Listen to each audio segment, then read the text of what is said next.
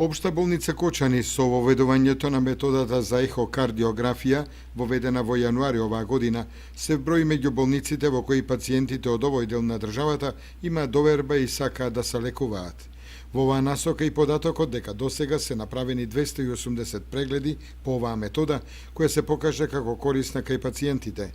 За собствените инвестирања во медицински апарати и опрема, еве што вели директорот на Општа болница, доктор Дијана Постоловски. Се набави поголема медицинска опрема во 2014 година во износ од околу 3 милиони денари за повеќе оделенија.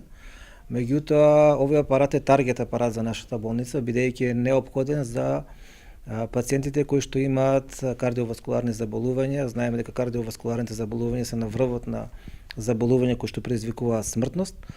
Така да моментално апаратот е максимално искористен, има голем интерес, голем потенцијал за работа и ќе продолжиме со тоа темпо. Во иднина планираме уште еден лекар интернист да пратиме на доедукација на клиника за кардиологија. Тие се едукации кои што траат околу 6 месеци.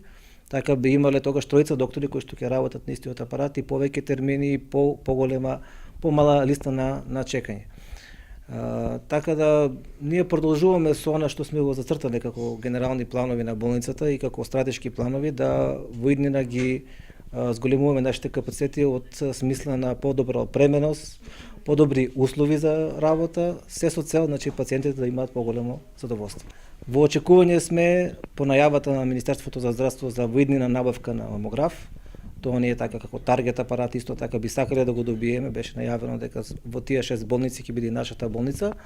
Имаме комплетно и просторни услови и кадар за да обавуваме и таа дополнителна дејност. Инаку со новиот закон за трансформација на работните места, 25 досегашни хонорарци ќе добијат статус на постојано вработени, со што ќе им биде решен работниот однос.